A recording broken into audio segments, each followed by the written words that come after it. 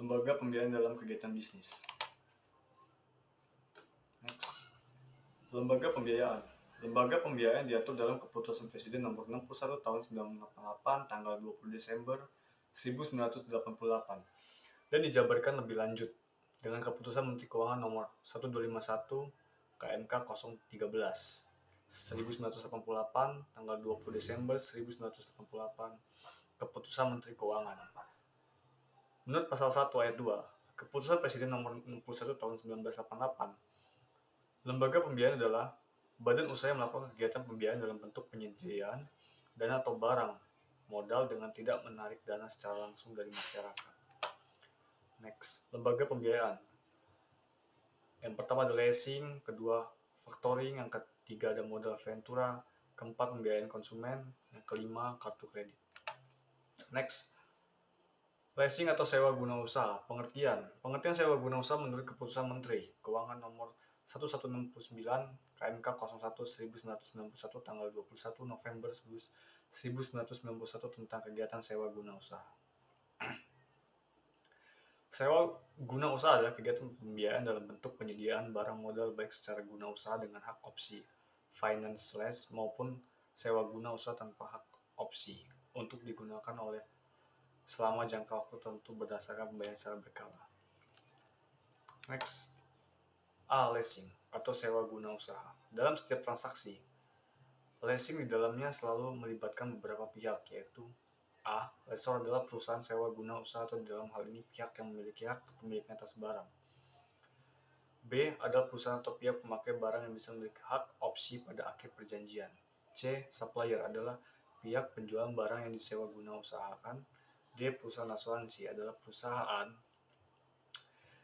yang memberikan jasa pertanggungan risiko yang memberikan penggantian karena kerugian, kerusakan, biaya yang timbul, kehilangan keuntungan atau tanggung jawab hukum kepada pihak ketiga yang mungkin diderita, bertanggung atau pemegang polis karena terjadi suatu peristiwa.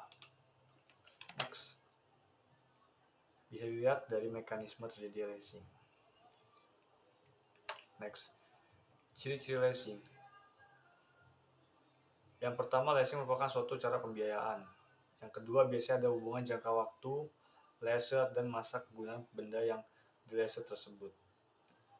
Yang ketiga, hak milik benda yang dilese adalah pada leaser. Keempat, benda yang menjadi objek leasing adalah benda-benda yang digunakan dalam suatu perusahaan. Next, bentuk perjanjian leasing. Dalam perjanjian leasing, paling tidak memuat yang pertama jenis transaksi leasing. Yang B, nama dan alamat masing-masing pihak. Ketiga, nama, jenis, tipe, dan lokasi penggunaan barang modal. Yang keempat, harga perolehan, nilai pembiayaan leasing, angsuran pokok pembiayaan imbalan jasa, leasing, nilai sisa, simpanan, jaminan, dan ketentuan asuransi barang modal yang dilease. Next. Contoh kasus leasing. Saya membeli sepeda motor dengan sistem leasing. Jika dalam beberapa bulan tidak bisa membayar cicilan atau telat membayar cicilan, maka akan didenda. Bahkan jika tidak membayar cicilan lagi, sepeda motor itu akan diambil kembali oleh dealer. Bagaimana hukum jual beli seperti ini? Artinya dalam jual beli motor dengan sistem leasing terdapat dua akad, yaitu akad jual beli dan sewa menyewa. Dari soal di atas, dealer motor dan pembeli motor dengan harga 10 juta rupiah dengan cicilan selama 2 tahun. Tetapi bila di tengah jalan pembeli tidak dapat melunasinya, maka barang tersebut tetap menjadi milik dealer dan uang yang telah pembeli berikan kepada dealer dianggap uang sewa selama pembeliannya. Next, perbedaan leasing dengan jenis-jenis perjanjian lain. A. Perbedaan dengan jual beli. Yang pertama, penyerahan hak milik pada jual beli pasti terjadi setelah pembeli membayar harga barang yang dibeli. Sedangkan pada leasing, penyerahan hak memiliki terjadi apabila leaser menggunakan hak opsinya. Kedua, jual beli adalah suatu jenis perjanjian nominatif yang bukan merupakan jenis lembaga pembiayaan, sedangkan leasing adalah jenis-jenis perjanjian inominatif yang merupakan lembaga pembiayaan. B. Perbedaan dengan sewa menyewa. Yang pertama, pada leasing, masa jangka waktu perjanjian merupakan fokus utama karena dengan berakhir jangka waktu lease diberikan hak opsi, sementara itu pada sewa menyewa, masalah waktu bukan fokus utama. Yang kedua, sewa merupakan jenis perjanjian nominatif, yaitu suatu jenis perjanjian yang sudah diatur dalam KUH Perdata, sementara leasing adalah suatu jenis perjanjian inominatif yang disebut sebagai salah satu lembaga pembiayaan badan usaha. Next, factoring atau anjak piutang. Anjak piutang adalah suatu transaksi keuangan sewaktu suatu perusahaan menjual piutangnya, misalnya tagihan dengan memberikan suatu diskon. Dasar hukum anjak piutang, yang pertama keputusan Presiden RI pasal 1 ayat 8. Yang kedua surat keputusan Menteri Keuangan. Next, jasa yang diberikan. Adapun jasa-jasa yang diberikan oleh perusahaan anjak piutang adalah sebagai berikut. Yang pertama jasa pembiayaan atau financing service. Yang kedua jasa non pembiayaan atau non financing service. Next, jenis-jenis anjak piutang.